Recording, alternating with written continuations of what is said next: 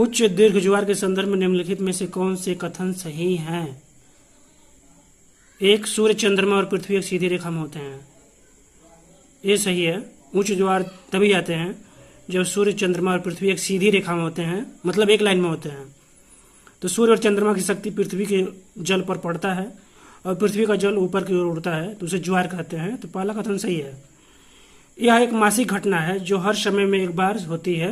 ये कथन बिल्कुल गलत है, क्योंकि यह महीने में 2 बार घटना होती है। एक होती है पूर्णिमा के दिन और एक होता है अमावस्या के दिन। इन दोनों दिन सूर्य, पृथ्वी और चंद्रमा एक लाइन में होते हैं, एक सीध में होते हैं, इसीलिए कि दूसरा कथन सही नहीं है। एक कथन केवल 1 सही है, ए ऑप्शन सही है। निम्नलिखित में से कौन सा बल ज्वार उत्पन्न करने के लिए मुख्य रूप से जिम्मेदार है? उत्प्लावक बल, घर्षण बल, गुरुत्वाकर्षण बल, कोरियोलिस बल प्रयास नहीं किया गया। तो इसमें गुरुत्वाकर्षण बल जिम्मेदार है ज्वार उत्पन्न करने के लिए। ज्वार जो होता है वो समुद्र का पानी ऊपर की ओर उठता है दिन में, तो उसे कहते हैं ज्वार, और ये होता है सूर्य और चंद्रमा की शक्ति के कारण। सूर्य और चंद्रमा जब मिलकर पृथ्वी के पानी को ऊपर की तरफ उठाते हैं तो उसे कहते हैं उच्च ज्वार, दीर्घ ज्वार। और जब केवल चंद्रमा अपने गुरुत्वाकर्षण शक्ति का प्रयोग करके पृथ्वी के वाटर को ऊपर उठाता है तो उसे कहते हैं लघु ज्वार। तो लघु ज्वार हमेशा सप्तमी या अष्टमी को आते हैं, जबकि दीर्घ ज्वार या उच्च ज्वार हमेशा पूर्णिमा और अमावस्या को आता है। तो इसमें गुरुत्वाकर्षण बल सही है। सूर्य और चंद्रमा के गुरुत्वाकर्षण के कारण पृथ्वी पर ज्वार और आते हैं। और उत्प्लावक बल उसे कहते हैं जब पानी नीचे से ऊपर की ओर जोर लगाता है, जिससे कोई जहाज या नाव पानी में तैरता है। कोई भी तरल पदार्थ हो वह ऊपर की ओर किसी भी चीज को उठा देता है, तो उसे उत्प्लावक बल कहते हैं। घर्षण बल में 2 वस्तुओं के आपस में रगड़ने से उत्पन्न होता है और ये वस्तु की गति को धीमी कर देता है। घर्षण बल हमेशा वस्तु के विपरीत दिशा में काम करता है। कोरियोलिस बल एक आभासी बल है। जब कोई गति करती हुई चीज पर, जैसे पृथ्वी है, कोई वस्तु जैसे पानी है फेंक देंगे तो वह आपको घूमती हुई एक तरफ झुकती हुई दिखाई देगी। जैसे समुद्र की धाराएं हैं, वह उत्तरी गोलार्ध में दाहिनी तरफ मुड़ती हुई दिखाई देती हैं और दक्षिणी गोलार्ध में बाईं तरफ एक गियर बनाती हैं, एक गोलाकार वृत्ताकार रूप में प्रवाहित होती हुई दिखाई देती हैं। तो कोरियोलिस बल उसे कहते हैं एक आभासी बल है, जिससे कोई वस्तु अपने मूल रूप से विक्षेपित हो जाती है। निम्नलिखित में से किस अक्षांश पर बढ़ती गहराई के साथ महासागरीय जल के तापमान में सबसे कम परिवर्तन देखा जाता है? मतलब महासागरीय अक्षांश पर बढ़ती गहराई, यहाँ पर उत्तरी ध्रुव, कर्क रेखा, मकर रेखा, भूमध्य रेखा दिया है। विभिन्न अक्षांश वाले रेखाएं हैं ये है। कर्क रेखा 23.5 अंश उत्तरी, मकर रेखा 23.5 अंश दक्षिणी, भूमध्य रेखा 0 अंश अक्षांश, उत्तरी ध्रुव 90 डिग्री अक्षांश। तो इन अक्षांशों पर बढ़ती हुई गहराई, समुद्र में बढ़ती हुई गहराई में तापमान में परिवर्तन होता है। तो सबसे कम परिवर्तन कहाँ देखा जाता है? यानी मान लीजिए जो समुद्र का सतह का तापमान अगर 30 डिग्री है तो समुद्र के अंदर जाएंगे तो घटता जाता है, क्योंकि सूर्य की किरणें समुद्र के अंदर नहीं जा पाती हैं, केवल 200 मीटर तक ही जाती हैं। तो जब 200 मीटर का नीचे जाएंगे तो तापमान स्वभावतः कम होता जाएगा। तो ये भूमध्य रेखा पर ये विचलन ज़्यादा होता है, एक कम नहीं, परिवर्तन ज़्यादा होता है भूमध्य रेखा पर। क्योंकि मान लीजिए भूमध्य रेखा पर समुद्र की सतह का तापमान 26 डिग्री सेल्सियस है, लेकिन जब उसके हम नीचे जाएंगे तो समुद्र की गहराई में जाने पर 5000-6000 मीटर जाने पर वो घट जाता है, 4 डिग्री पे आ जाता है, 4 डिग्री सेल्सियस पे आ जाता है। तो कितना परिवर्तन हुआ? 22 डिग्री का अंतर आ गया। कहाँ समुद्र सतह पर 26 डिग्री था, अब नीचे 4 डिग्री हो गया। लेकिन उत्तरी ध्रुव पे मान लीजिए समुद्र का पानी का तापमान 4 डिग्री है, 3 डिग्री है, यही होता है ना उत्तरी ध्रुव पर, क्योंकि वहाँ पर तो बर्फ होता है, बहुत ज़्यादा टेम्परेचर कम होता है उत्तरी ध्रुव पर। लेकिन समुद्र की गहराई में जाएंगे तो थोड़ा सा टेम्परेचर बढ़ जाएगा।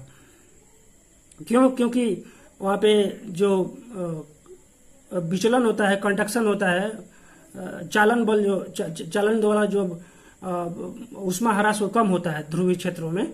समुद्र की गहराई में उष्मा बनी रहती है वाटर में, वाटर के कारण उष्मा को अपने में नीचे गहराई में 5,006 मीटर की गहराई में अपने में ऊर्जा को संरक्षित किए होते हैं।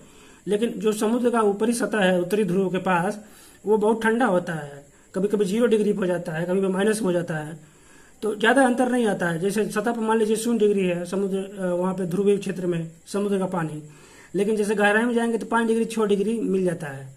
तो कितना अभी अंतर हुआ, 5-6 डिग्री का। तो सबसे कम परिवर्तन यही उत्तरी ध्रुव में देखा जाता है। कर्क रेखा पे, मकर रेखा पे बहुत ज़्यादा परिवर्तन देखा जाता है। भूमध्य रेखा पे जैसे हमने उसका पहले ही वर्णन कर दिया है। तो इसका उत्तर उत्तरी ध्रुव होगा, ये ऑप्शन सही है। समुद्री जल में लवणता निम्नलिखित में से किससे प्रभावित नहीं होती है?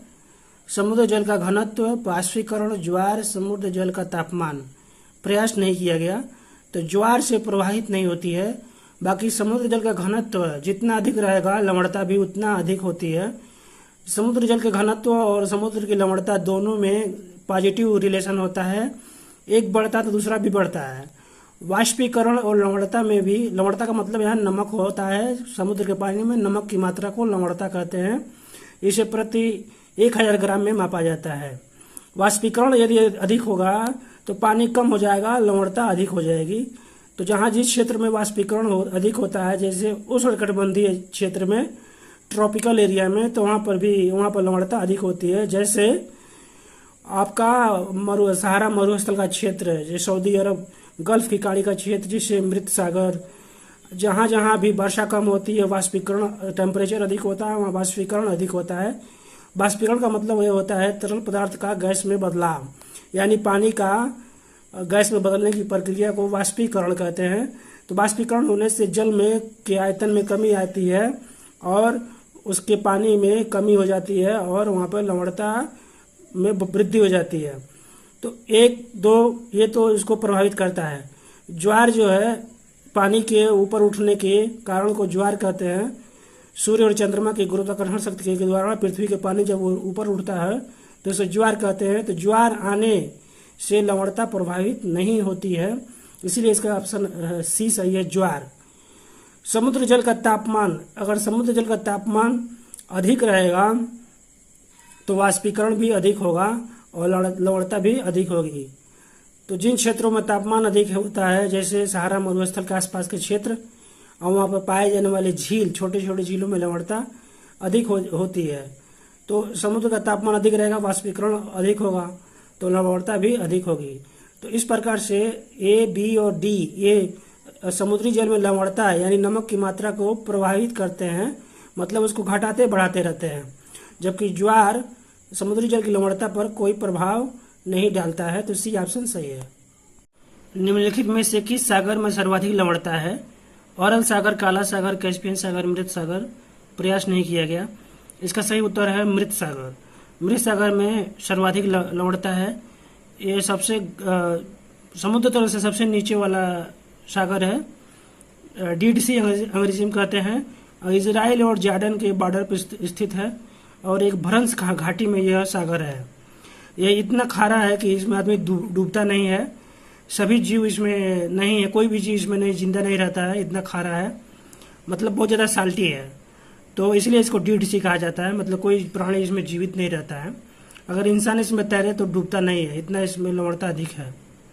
लवणता अधिक होने के कारण इसमें घनत्व भी अधिक होता है और जब किसी भी पानी का घनत्व अधिक हो जाता है तब मनुष्य उसमें तैरने लगता है, डूबता नहीं है। अरल सागर सूख गया है लगभग बहुत सारी सिंचाई परियोजना के कारण। काला सागर में लवणता बहुत कम है क्योंकि बहुत सारी यूरोपीय नदियां इसमें आकर गिरती हैं।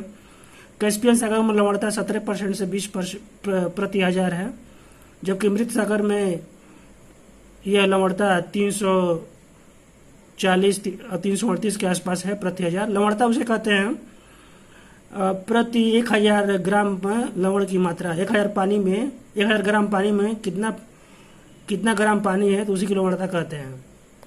लवणता का मतलब नमक, जैसे sodium chloride, magnesium chloride, calcium chloride, जितने भी क्लोराइड हैं वो सब मिलकर समुद्र के पानी को खारा करते हैं। तो प्रति 1000 ग्राम में इन नमक की मात्रा को, लवण की मात्रा को नापा जाता है कि वो कितना ग्राम है। तो मृत सागर का आप 1000 ग्राम पानी निकालेंगे, 1000 ग्राम मतलब 1 लीटर पानी निकालेंगे, तो उसमें अन्य सागरों की अपेक्षा, अरल, काला और कैस्पियन सागर की अपेक्षा इसमें chloride, magnesium, sodium chloride, calcium chloride अधिक मिलेंगे। तो इसका सही उत्तर है मृत सागर।